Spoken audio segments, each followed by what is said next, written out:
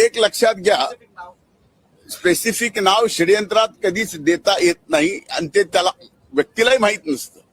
फक्त त्याला एवढंच कळत असतं की काहीतरी षडयंत्र आपल्या विरोधात चाललंय आणि एवढं वाईट चाललंय की हा धनंजय मुंडे त्यांना फक्त राजकारणातून संपवायचा नाही तर या पृथ्वी तलावून संपवला पाहिजे.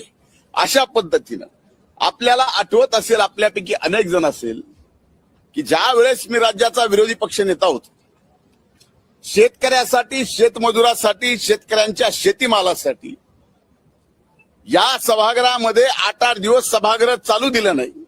कर्जमाफीसाठी 8-8 दिवस सभागृह चालू दिलं नाही.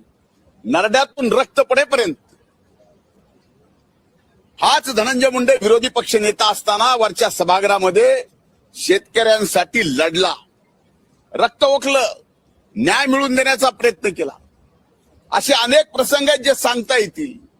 सलग 8 दिवस विधान परिषदेचा सभागृह मराठा आरक्षण मिळावं म्हणून मी या ठिकाणी 8 दिवस बंद केलं. त्या 8 दिवसात एवढी भाषणं केली की त्यावेळेस सुद्धा आमच्या आताडी सुजली, नरड्यातून रक्त पडलं, पण माघार हटलो नाहीत.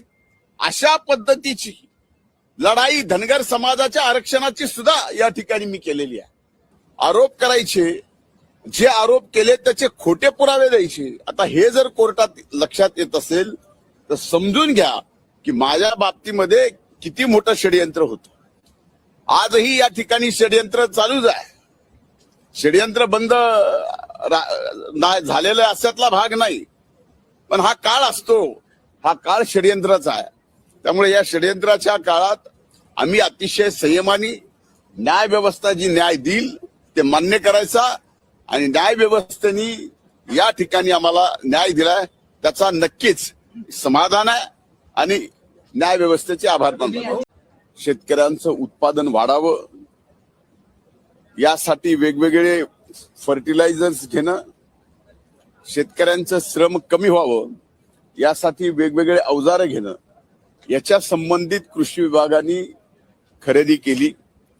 ती खरेदी अतिशय नियमाला धरून केलेली खरेदी, पण सरकारने ही खरेदी करत असताना सगळे नियम पाळले तरी सुद्धा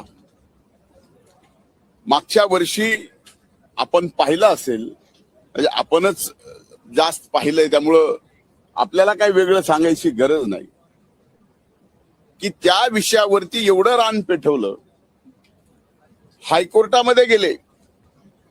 हा स्कॅम किती मोठा आहे हे हायकोर्टामध्ये खोटे पुरावे देऊन त्यांनी दाखल केलं. पण हायकोर्टाने सुद्धा, माननीय हायकोर्टाने याबाबत स्पष्ट सांगितलं की खोटे पुरावे देऊन हे प्रकरण तुम्ही स्कॅम म्हणून कोर्टात आणताय. त्यासाठी तो निर्णयही आमच्या बाजूने दिला आणि हायकोर्टाने त्यांना 1 लाख रुपयाचा दंडही त्या ठिकाणी केला. त्याच्यावरती ते थांबले नाहीत. आता त्यांना खरं तर हे षडयंत्राचा काळ आहे. आता या षडयंत्रामध्ये आम्ही होतो, आमच्या विरोधात आता जे षडयंत्र करणार आहेत ते एका बाजूला होते. आता या षडयंत्राच्या काळात त्यांनी तिथं थांबले नाहीत तर लोक आयुक्ताकडे हे प्रकरण आणलं आणि माननीय लोक आयुक्तांनी परवा दिवशी निकाल दिला की या प्रकरणात कसलाही घोटाळा नाही. हे अतिशय नियमाला धरून झालेली खरेदी आहे. म्हणून ज्यांनी अशा पद्धतीनं षडयंत्र करून माझ्यासारख्याचं अतिशय खडतर आणि संघर्षातून इथपर्यंत आलेलं एक कार्यकर्ता म्हणून अस्तित्व संपवायचा जे काही प्रयत्न चालू होता तो या ठिकाणी माननीय उच्च न्यायालयाने आणि माननीय लोक आयुक्तांनी या ठिकाणी दिलेल्या निकालामुळं खरंचे खरं, खोटंचे खोटं आज महाराष्ट्राच्या जनतेच्या समोर आलंय, आपल्या सुद्धा समोर आलंय. मी माननीय उच्च न्यायालयाचे, माननीय लोक आयुक्तांचे या ठिकाणी मनापासून आभार व्यक्त करतो आणि शेवटी सत्य हे जिंकत असतं हे पुन्हा एकदा न्याय व्यवस्थेने न्याय देऊन या ठिकाणी दाखवून दिलाय. आता त्यांनी जे आरोप केलेले आहेत आजपर्यंत त्यांच्या पूर्ण जीवनामध्ये मग माननीय खडसे साहेबांवर केले असतील, माननीय अजितदादांवर केली असतील, माननीय तटकरे साहेबांवर केली असतील, माझ्यावर केली असतील किंवा आणखीन अनेक जणांवर, आपणच सांगा की त्यांनी केलेला एक तरी आरोप या राज्याच्या किंवा सर्वोच्च न्यायालयामध्ये एक तरी आरोप त्यांचा खरा ठरलाय का? आता तर आरोप करायचे, जे आरोप केले त्याचे खोटे पुरावे द्यायचे. आता हे जर कोर्टात लक्षात येत असेल तर समजून घ्या की माझ्या बाबतीमध्ये किती मोठं षडयंत्र होतं. आजही या ठिकाणी षडयंत्र चालूच आहे. षडयंत्र बंद झालेला अशातला भाग नाही, पण हा काळ असतो, हा काळ षडयंत्राचा आहे. त्यामुळे या षडयंत्राच्या काळात आम्ही अतिशय संयमाने न्याय व्यवस्था जी न्याय देईल ते मान्य करायचा आणि न्याय व्यवस्थेने या ठिकाणी आम्हाला न्याय दिलाय त्याचा नक्कीच समाधान आहे आणि न्याय व्यवस्थेचे आभार मानतो. एक आता दावा कुणावर ठोठवावा हा सगळ्यात मोठा प्रश्न आहे. एकाने आरोप केला, तो आरोप किती वेळ दाखवावा, ज्यांनी केला त्याच्यावरती ज्यांनी दाखवावा तो किती वेळ दाखवावा. मीडिया म्हणून त्या आरोपाची तपासणी सुद्धा जर्नलिझम मध्ये आपण करणं हे आवश्यक असावं असा माझं मत आहे. कदाचित ते चुकीचं असेल, पण मला या बाबतीत उच्च न्यायालयाने आणि लोक आयुक्तांनी जो न्याय दिलेला आहे त्याच्यावरती मी समाधानी आहे.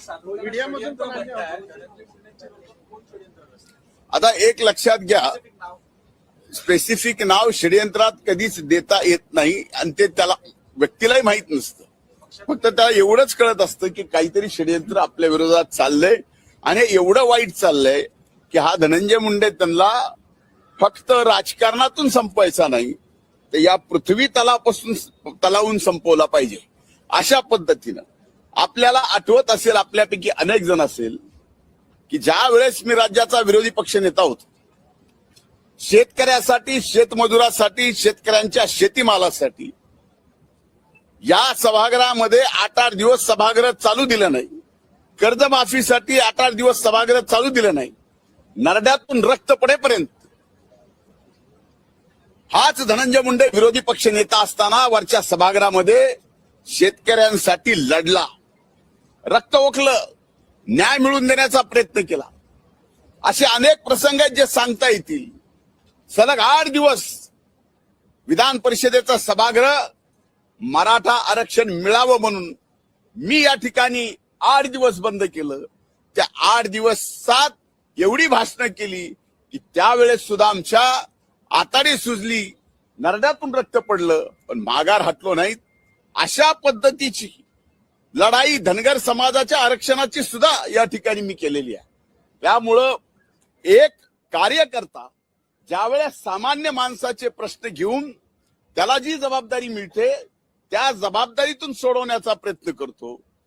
जबाबदारी बदलली की त्याचं रूप षडयंत्रामध्ये आणायचं आणि त्या षडयंत्रातून असा कार्यकर्ता जो तयार झालेला आहे त्याला पूर्णपणे संपवायचं काम या षडयंत्राच्या माध्यमातून करायचं. या सगळ्या आरोपांमुळे तुमचं राजकीय नुकसान झालं. आता पक्षाकडे पुन्हा मंत्री पदाची मागणी करणार. हे बघा, मी कुठल्याही गोष्टीची मागणी किंवा मंत्रीपद याच्या कधी आयुष्यात विचार केला नाही. मी कुठलीही महत्वाकांक्षा ठेवून इथपर्यंत आलेलो नाही. जयंत पाटील असं म्हणते की आता दादांची इच्छा होती विलिनीकरणाची, मात्र आता दादाच नाहीये, त्यामुळे विलिनीकरण होणार नाही असं त्यांनी स्पष्ट केलं. आता त्या बाबतीमध्ये मी बोलणं उचित नाही. आमचे मान्यवर नेते बोलतील. दादांच्या अपघातासंदर्भात आज पुन्हा एकदा रोहित पवारांनी एक आरोप केलाय की दादांच्या निधनामुळे अपघात होण्यापूर्वी बारामतीच्या विमानतळाची रेगी करण्यात आली. त्यानंतर मला हे कसं करतात माहित नाही आणि या सगळंच ते जे बोलतायत त्याची दखल बाकी सर्व व्यवस्थेने घ्यावी आता याच्या पलीकडे काय बोलू शकत नाही. रोहित पवार हे आहे का तथ्य आहे का एवढे मुद्दे ते मांडतात तेव्हा या सगळ्या गोष्टीमध्ये ते जे मांडतायत किंवा इतर जे मांडत नाही, आता जे इतर आहेत जे मांडत नाही त्यांना अनुभव जास्त आहे. त्याचे काल उठून या ठिकाणी या विषयावरती मांडतायत, जे परवा दिवशी दादांच्या बाबतीत काहीतरी वेगळं बोलत होते.